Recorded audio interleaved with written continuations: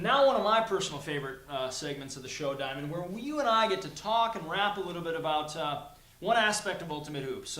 And this week we're going to primarily focus on the recreational division. Well, as we should, because it's the recreational All-Star week. So let's roll the dice. Let's talk about it. Yeah, I'd love to do that, Diamond. And let's start off with talking about the All-Star game, what it means to the league, what it indicates for the league. People went out and cast their ballots, and it's gaining steam. It's gaining momentum because not only did we set record numbers in the ballots, spring season's already sold out. And it is, and so we're going to be seeing more new talent in the league. I think the infusion of talent we saw this league, particularly in the rec, I mean, let's talk into some comp, and gosh, it's all over the place, but in rec there's so much, so many teams.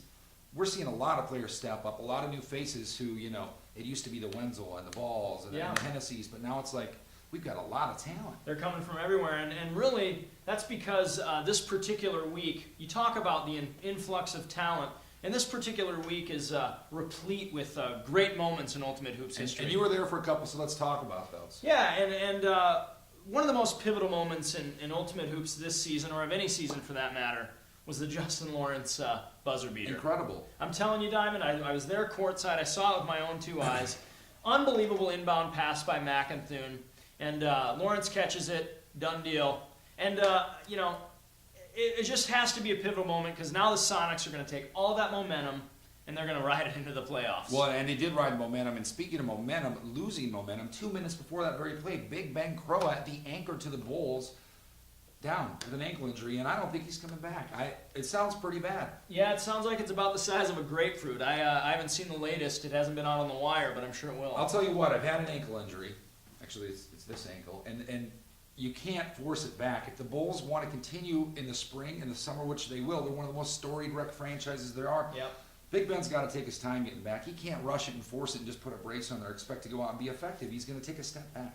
Selfishly, Diamond, I'd love Big Ben to play through the pain and show up at All-Star Weekend because he's such an electric player. I agree. Both from a playing standpoint and a style standpoint, he'll be missed this week for sure. Wrap some Twizzlers around those ankle band and you'll be all good. Get some gold. Where to gold at, Diamond? Speaking of where to gold at, who's going to win the cup? Oh, boy. Diamond, I've thought long and hard about this, and as much as I want to make a bold prediction, go out on a limb, I simply can't. I like the Timber Puppies team too much. I like all their weapons, and they've been there before, and when you consider all these factors, I don't see anyone dethroning them. Well, I'm going to talk about two teams who I think can dethrone them.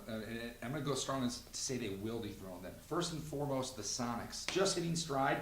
I could easily see them making a run all the way to the cup. I mean, maybe the whole team should wear their shorts backwards. Hey, wouldn't be a bad idea. In fact, I don't think Lawrence is going to do anything but wear those shorts backwards. I'd wear my pants backwards if I did that good at work every day. In homage to Lawrence, of course. Absolutely. And then secondly, the Mad Men, because this team, it kind of to me has been an oversight this year. We haven't done a whole lot of talking about them because guess what? They're so different from week to week. No one's really found the identity of this team. Are they going to be a team that's around for 5 or 6 seasons, or are they just here right now? Tim Dobson, L.W. Boykin, these new rookies are really starting to gel. And then you have, your Bradfords and, Laurel Anderson who are there and they're not there. And I know there's some schedule problems, but which squad shows up? Yeah, hey, Diamond, who would know the Mad Men better than you? But, hey. Yeah, and I show up.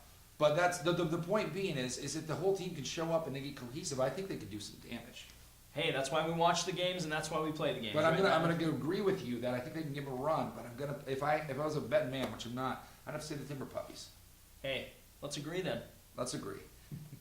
Well, that wraps up week 8, Isaac. But I'm not gonna lie, we're hardly wrapping up this week. We're really just opening up. Just getting started. I mean, big news this week in that spring season recreational division is already sold out. And that speaks to the fanfare and the attention and the celebration that is becoming Ultimate Hoops. Well, basketball really is a celebration of life. It certainly is, which will be fully exemplified this Wednesday with the All-Star game. And, I know a lot of people are in town right now anticipating that game. Lots of people flow in, a lot of families in. And I know that there's going to be autograph signings at Burrito Loco, so stop by, grab a burrito, say hi to the kind people over there. I know they're proud sponsors of the Burrito Loco Spurs, who we talked about earlier. I'm real interested, Isaac, to see how that team is going to fare in the playoffs. Yeah, and in the meantime, until we see you on the court, we're going to see online at uhnetwork.com.